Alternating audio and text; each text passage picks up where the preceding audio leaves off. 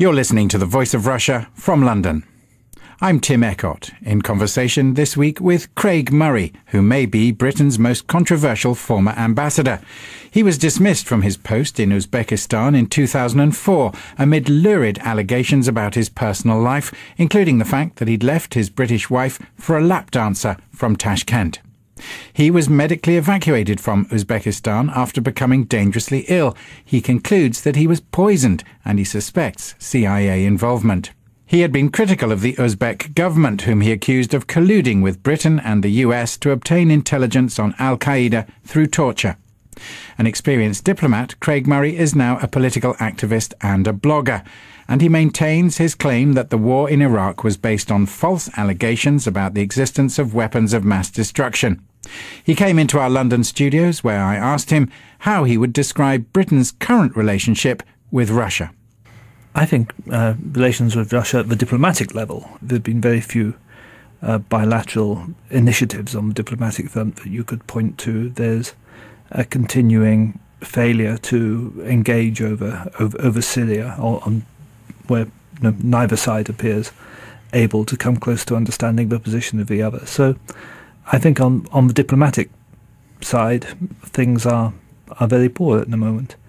But of course, the diplomatic and official world is only a small part of life. And in terms of personal and cultural links between Britain and Russia, and probably economic links as well, it's quite probably reasonable to argue that they've never been stronger. Do you think British diplomats understand Russia? We have a number of diplomats who speak the language very well and have spent a good deal of time in the country. As with all British diplomats everywhere, I worry that they don't travel nearly enough, that they spend far too much time locked in their embassy or attending the cocktail party circuit, where they interact more with other diplomats than they interact with anybody else, and that's not the way to get to know a country. So I wouldn't like to exaggerate their ignorance of the country. They have a very good academic knowledge. But do you think they understand Russian ambitions in terms of Russia wishing to be seen as more central in its role in European affairs, perhaps? I think they have a reasonably clear understanding of Russian policy objectives, but the problem is that they see them, and are conditioned to see them, as antithetical to British policy objectives, and to see Russia as a rival and potentially hostile power. And the fascinating thing is that that's something which goes back for hundreds of years. If you look at, for example, the First Afghan War, which is a subject on which I'm currently writing a book, in fact, the British invasion of Afghanistan in 1839 was entirely predicated on the notion that the Russians might invade Afghanistan and then invade British India, which in fact was a totally unrealistic prospect, but which the British establishment managed to get themselves so het up about that they launched one of the most disastrous wars in British history, an occupation of Afghanistan which was a complete disaster and ended in the annihilation of one of the British armies. And you had these scares about Russian attacks on British territory going on really continually for the last 200 years. That was the period that we like to call the Great Game, wasn't it? It was the age of great espionage and thinking about what Russia might or might not do, which would be contrary to British interests. That's right, and fears about Russian expansion in Central Asia, and also at the expense of Turkey, which of course is what led to the Crimean War, but also these periodic scares about an actual Russian invasion of the United Kingdom. And throughout the 19th century, you can trace very strange scare stories in the British media about Russian troops actually being spotted in Aberdeen with snow on their boots. This fear of Russia really continued unchanged from the Tsarist period through into the Soviet Union. The underlying fear of Russia and view of Russia as a hostile force with which we might come into armed conflict really has continued down to the present day, through the Tsarist period, through the communist period, and now through the current period. So it seems like the image of Russia, as you're describing it from a British perspective, is irrespective of what or who is in power. It's the very notion of Russia as some kind of a threat which seems to occupy the British imagination. That's true. And I think other than the time when we actually invaded the Crimea, the extraordinary thing is that Russia has at no time actually been a real threat in that sense. There has never been a genuine Russian intention to attack the United Kingdom, and there still isn't now. And it is quite extraordinary how such a false perception can have endured for centuries. It sounds to like you're postulating that we haven't moved very far. But what do you think British diplomats would discover if they moved away from the cocktail circuit, as you describe it, in Moscow? I think they would find a country which is extremely varied and rich, and which is going through an awful lot of difficult transitional processes in moving from communism to capitalism and in moving towards something closer to democracy. I am not among those who is uncritical of Russia in its internal affairs and the state of its democratic development. I think it still has quite far to go. Still, seen in a historical perspective, things are, in general, capable of being portrayed as moving the right way. And also, you shouldn't underestimate the tremendous transitional effects of moving out from the communist system, of the collapse of the Soviet Union, of the destruction of so much industry, of the decline in population, of the social effects that happen. Those are things which are going to take decades to work through. The idea that all that could be solved and then you could evolve into a stable democracy along Western lines with a fully capitalist system within a 5 to 10 year period, is obvious nonsense. That was never actually probable. And I think as well part of the problem with the way British diplomats perceive Russia is based on expectations which are unrealistic. The idea of countries or countries' leaders being bogeymen, I suppose, is something you've been writing about on your website recently. You've also focused on the issue of Iran and whether Iran is a particular threat to the West and to the USA. If I'm right, you theorize that it's potentially not the big danger to the world's peace that some people would like to portray it as. Yes, I think that's true. And again, I should be quite plain, but I'm very critical of Iran's internal policies and of its theological style of government. For me, theological government is an anathema. I hate to see religion controlling a state and a people. On the other hand, there's no evidence at all that Iran has any intention of attacking any other state. Iran is not a state which is in a position of aggressor. It has no intention that I can see of attacking anywhere. And the formal position of the United States intelligence agencies in their annual threat assessment has been, ever since 2007, every year they've reaffirmed that there is no evidence that Iran is actively developing a nuclear weapon. Now, there's no doubt that some of the civilian nuclear capacity building that's going on would increase their ability to build a nuclear weapon should they determine to do so. But that's a rather different question. There's no proof that they have determined to do so and are seeking to weaponize their nuclear program. So again, a lot of the scaremongering about Iran as though it were a country which actually possessed nuclear weapons, which it doesn't, and as though it were a country which was imminently likely to attack somewhere, which it isn't, I find entirely puzzling. Why would it be in the US interest to portray a country in that way if it weren't a potential real threat? Well, of course, we saw precisely the same thing with Iraq, which was not in any sense a threat to the United States or the United Kingdom, but which we invaded under the entirely false notion that it was a threat. And I should say that one of the jobs I formerly held in the British Foreign Office was, for a time, I was the head of the Foreign Office unit, which was in charge of monitoring Iraqi weapons procurement. And I can tell you for certain that we knew very well that Iraq didn't have weapons of mass destruction, and that the legal pretext for the invasion of Iraq was a knowingly false pretext. You're saying that diplomats were well aware that that was a false pretext? Precisely. And remember, of course, it was diplomats who put together the justification and presented it to the world and the United Nations. And what I'm saying directly, and these are individuals who I know personally and have worked with, is that the individuals who put together the evidence knew that the evidence was not true at the time they did it. At whose behest? Why did they do that, in your view? And the reasons for that are complex. Partly, they have to do with the fact, and this is where, again, we come back to this continual treating of Russia as an enemy for centuries, when Russia is not an enemy of the UK. There are economic and political interests, very powerful economic and political interests in every state, which need an enemy to justify their own existence and their own funding. By which I mean, of course, the military, the security services, and the whole security establishment. There are individuals who made hundreds of millions or billions of dollars as individuals from the invasion of Iraq. But were they powerful enough to engineer diplomats to tell lies, to push the government of Tony Blair into a fallacious direction?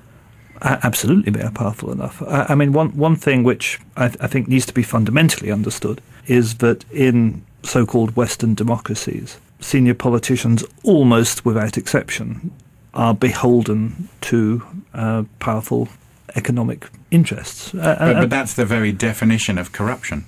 Yeah, and I think Western societies are extraordinarily corrupt, unfortunately. And you can just look at a couple of examples just in the United Kingdom, where after David Cameron's election, the very first visitor into Number 10 was Rupert Murdoch, and Rupert Murdoch entered not by the front door but by the back door, so that nobody would see him.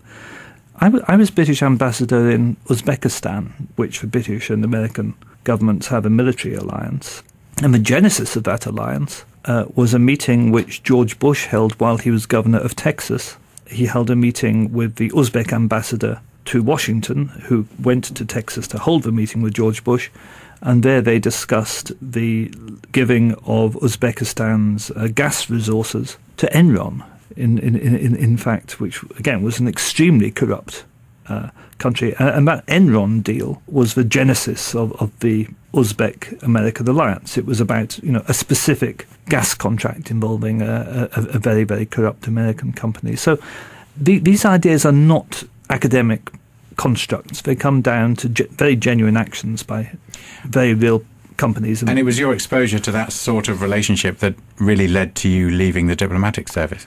I discovered that the world of diplomacy and international relations is an extremely dirty one, in which issues of war and peace and of political alliance and issues which can, as in the Iraq War, result in the deaths of hundreds of thousands of people, are decided on the basis of the narrow commercial interests of individuals who stand to gain huge amounts of money from the policy entered into, and that seemed to me fundamental to how Western foreign policy worked, and it was not something which I could in conscience continue to do. Part of the official explanation, though, for your departure from the Foreign Office, of course, concerned allegations about your own personal life. Do you accept that the Foreign Office might have been unhappy with your behaviour on other levels?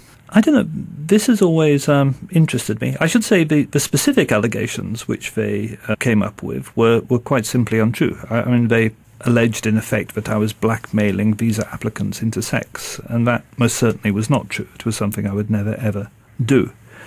They also, alleged in effect that I was stealing money from the embassy accounts, and again, that was something which I would never, ever do.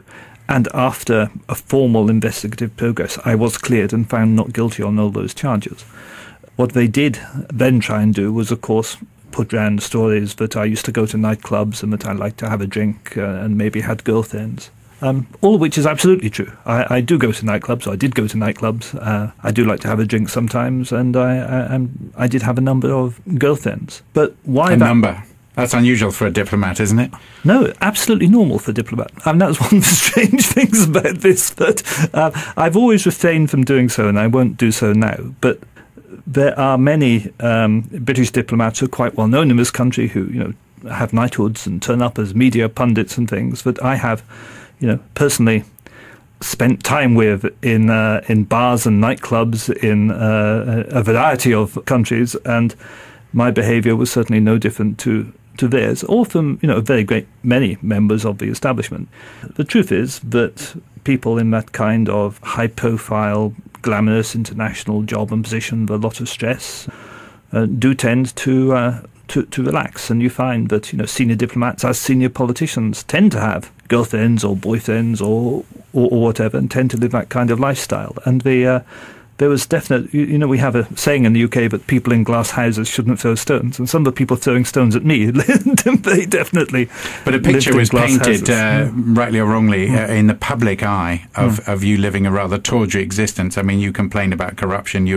We think of diplomats as rather dry, dusty characters who are pursuing high ideals on behalf of their own governments. But you're saying that they're aware of institutional and national levels of corruption, of backing up dodgy business deals, and hanging out in nightclubs with what were described at the time, in your case, as dolly birds. It's a different picture than officialdom would like us to have of the diplomatic service. That's true, but I think in general the lives of the rich and powerful, the picture they would like the general public to have is different to the real picture. But your personal reputation was damaged, and any claims you make about corruption in the system are inevitably seen through a lens which is, people have these vague memories about you running off with dancing girls or whatever, and your personal life being, shall we say, colourful. I think there's an element of truth in that, but I quite genuinely have never understood it. I was saying, I have evidence, I have direct documentary evidence, I have physical evidence that you are involved in the torture of people in the CIA rendition program, that you have tortured people to death, that the British intelligence services and the American intelligence services have obtained intelligence from the torture, including the fatal torture of individuals. And also that you are starting an illegal war of aggression, which is a war crime for motives which are not those which you claim they are. And they're saying, yes, but you go to nightclubs. And the idea that there's a moral equivalence between torturing people to death and starting illegal wars that kill hundreds of thousands of people and going to nightclubs and liking a good time, and that somebody who goes to a nightclub can't see torture or illegal war. And it's a tawdry media trick, this idea that because I happen not to be a saint, and I've never pretended to be a saint, and I wouldn't want to be a saint, it wouldn't suit me, that I'm not able intellectually to discern difficulties in foreign policy, is a nonsense. And I would also say, I became a British ambassador at the age of 41. I was a member of the senior management structure of the Foreign and Commonwealth Office at the age of 36. And as you say, the picture they now try and paint, they talk as though I was just some, passing drunk who walked past the office and somehow walked into the position of ambassador. I'd been a diplomat for 20 years. I'd held a number of very senior positions, and there had never been any criticism of the quality of my work, ever, anywhere, or of my ability or my analytical ability. I mean, do you feel that your character and your position were deliberately smeared or at least overblown in the media representation of why you left Tashkent and what you got up to in your personal life? I mean, you're saying there's some truth to what was written about you, but it doesn't affect your judgment on a political level. Absolutely. And I think there's I think in Russian, I know they call it komplimat, where you make sexual allegations against a person in order to reduce their reputation. And I think in the UK, they had this system in effect. Now, I have no doubt whatsoever that there was an absolutely deliberate smear campaign against me by the government as soon as I blew the whistle, particularly on extraordinary rendition and torture and complicity in torture of UK intelligence services. There was an orchestrated campaign. I was giving an interview when I was first making my revelations, particularly on the torture issue. I gave an interview on the Today programme, which is perhaps the UK's most important radio programme. And the presenter, I shan't name him because he probably shouldn't have told me, said to me, "Do you know," he said, "before you came on today, we suddenly got a phone call from the Foreign Office who said, 'We see you've invited Craig Murray. You do know he's an alcoholic, don't you?'" And that kind of thing was being routinely done by the government to try and smear and undermine anything I said before I said it.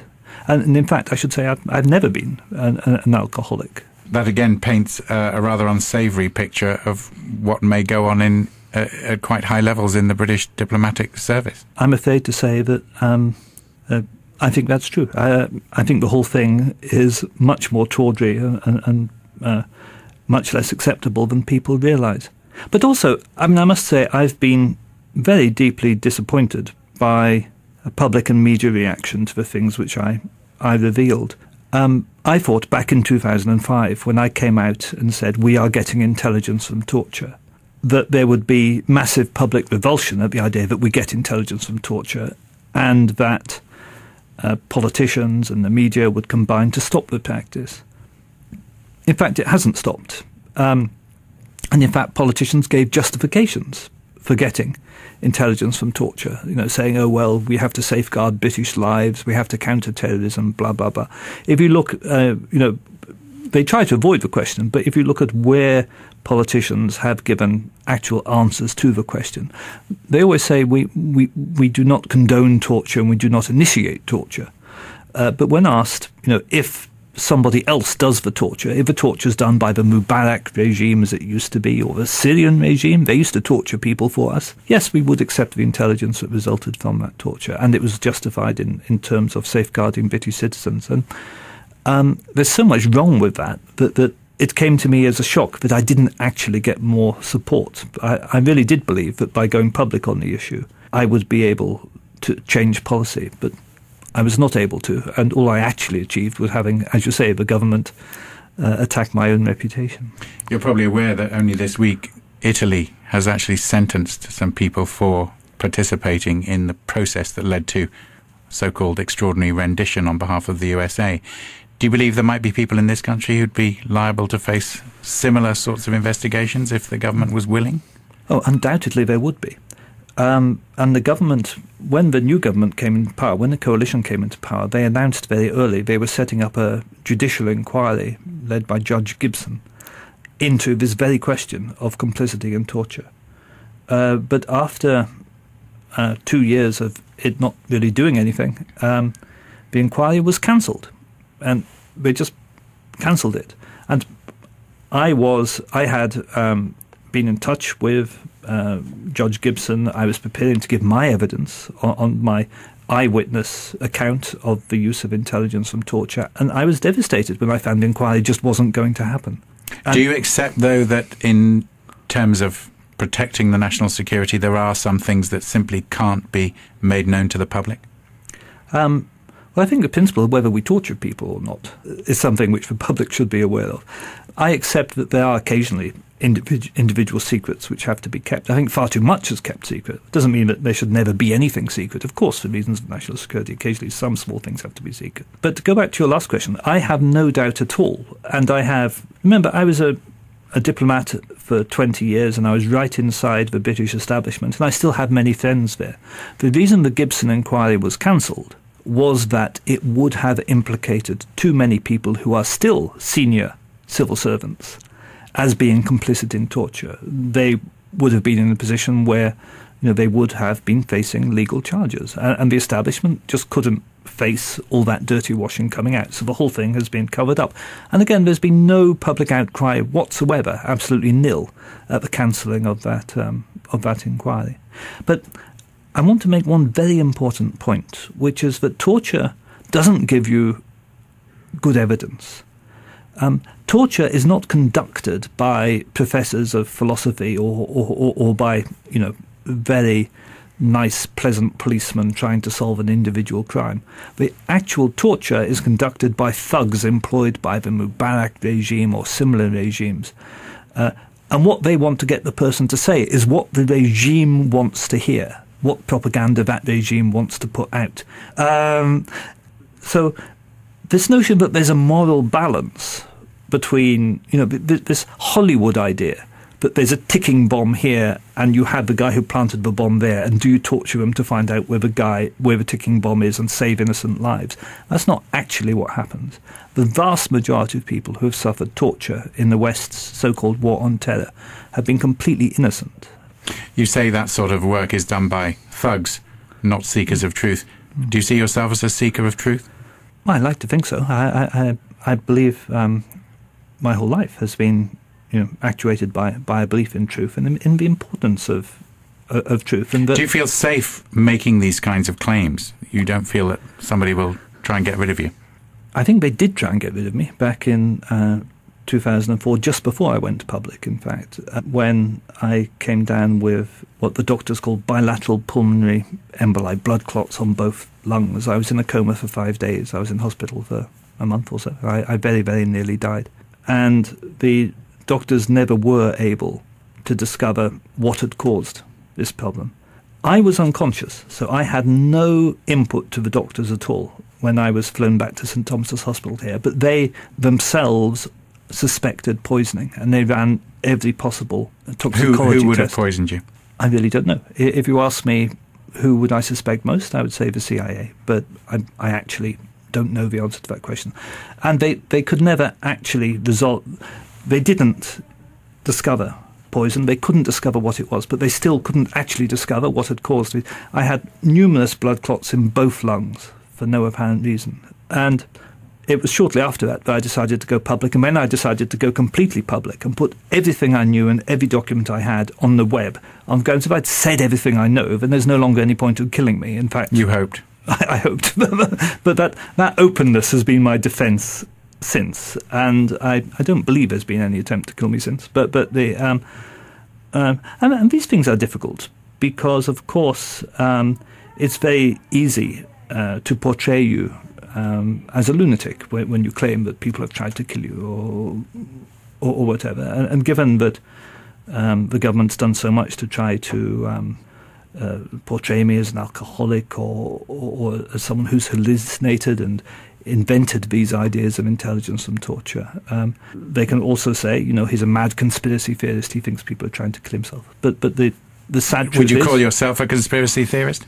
It's become a pejorative term, but the extraordinary things is, people use that as though conspiracies don't exist and as though governments never conspire to do bad things, whereas we know, in fact, governments have conspired to do bad things very often. I would call it a conspiracy to attack Iraq on the basis of non-existent weapons of mass destruction. What was that if it wasn't a conspiracy? It was a conspiracy. There have been plenty of conspiracies through history. Conspiracies do exist. That was Craig Murray, the former British ambassador, political activist and now blogger, talking to me, Tim Eckott, in Conversation.